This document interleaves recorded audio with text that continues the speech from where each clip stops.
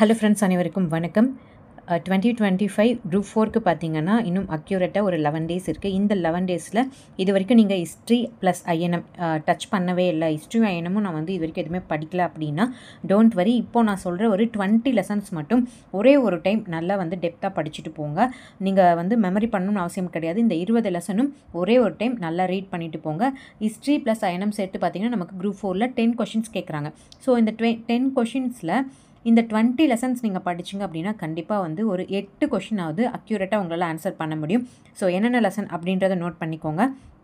First பார்த்தீங்கன்னா 6th சிந்துவெளி நாகரிகம், அடுத்து 7th டெல்லி சுல்தானியம் முகலாய பேரரசு, நெக்ஸ்ட்டு பார்த்தீங்கன்னா 8th ஸ்டாண்டர்டில் மக்களின் புரட்சி, இந்தியாவில் கல்வி வளர்ச்சி, காலங்கள் தோறும் இந்திய பெண்களின் நிலை, 9th பண்டைய நாகரிகங்கள், 10th பார்த்தீங்கன்னா 6 லெசன். இது ரொம்ப ரொம்ப இம்பார்ட்டண்ட். 19ஆம் நூற்றாண்டில் சமூக சமய சீர்திருத்த இயக்கங்கள், ஆங்கிலேய ஆட்சிக்கு எதிராக தமிழகத்தில் நிகழ்ந்த தொடக்ககால கிளர்ச்சிகள், காலனியத்துக்கு எதிரான இயக்கங்களும் தேசியத்தின் தோற்றமும், தேசியம் காந்திய காலகட்டம், தமிழ்நாட்டில் விடுதலை போராட்டம், தமிழ்நாட்டில் சமூக மாற்றங்கள். 11th பார்த்தீங்கன்னா பண்டைய இந்தியா அப்படின்னு சொல்லிட்டு அதில் வந்து சிந்துவெளி நாகரிகம் பற்றி கொடுத்துருப்பாங்க. ஸோ அதை ரீட் பண்ணிக்கோங்க.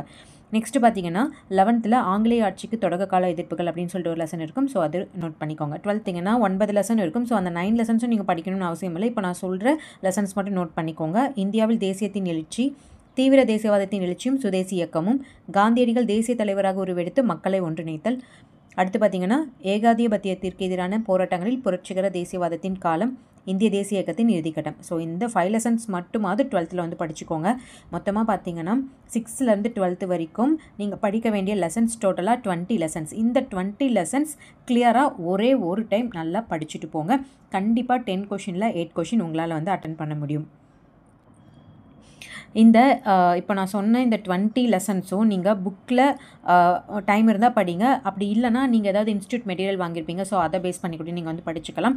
சப்போஸ் நீங்கள் வந்து இது வரைக்குமே எந்த ஒரு மெட்டீரியலோ இல்லை சமச்சீர் புக்லேயோ நான் வந்து ஹிஸ்ட்ரி வந்து படிக்கவே இல்லை, ஐஎன்எம்கான லெசன்ஸ் வந்து நான் படிக்கவே இல்லை அப்படின்னா மட்டும் நம்ம மெட்டீரியல் வந்து நீங்கள் வந்து வாங்கி படிச்சுக்கலாம். பட் இப்போ குரூப் 4க்கு சரிங்களா, இல்லை நான் குரூப் 4க்கு ப்ரிப்பேர் பண்ணல, குரூப் 2க்கு தான் ப்ரிப்பேர் பண்ணுறேன் அப்படின்னா நீங்கள் வந்து தாராளமாக வாங்கி படிக்கலாம்.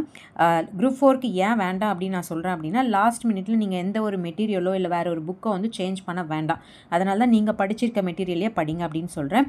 சப்போஸ் நீங்கள் குரூப் 2க்கு தான் எய்ம் பண்ணுறீங்க அப்படின்னா நீங்கள் வந்து நம்ம மெட்டீரியலை வாங்கி படிக்கலாம். ஸோ இது பார்த்திங்கன்னா நம்ம மெட்டீரியலோடைய சாம்பிள் பேஜஸ். இப்போ நான் சொன்ன லெசன் பாருங்கள், முகலாய பேரரசு, காலனியத்துக்கு பிந்தைய இந்தியாவின் மறுகட்டமைப்பு, இந்திய தேசிய இயக்கத்தின் இறுதிக்கட்டம், தேசியவாத அரசியல் வகுப்பதம், அதாவது இதெல்லாமே சாம்பிள் பேஜஸ் நான் உங்களுக்கு காட்டுறேன். காலனியத்துக்கு எதிரான இயக்கங்களும் தேசியத்தின் தோற்றம் 10th, இதெல்லாம் ரொம்ப ரொம்ப இம்பார்ட்டன்ட் லெசன். 10th ஸ்டாண்டர்டில் இருக்கக்கூடிய அந்த ஹிஸ்ட்ரியில் 6 லெசனுமே ரொம்ப இம்பார்ட்டன்ட். ஒரு லெசன்லேருந்து ஒரு கொஷினாவது கண்டிப்பாக வரும். ஸோ 6 கொஷின் வரதுக்கான சான்சஸ் நிறையவே இருக்குது.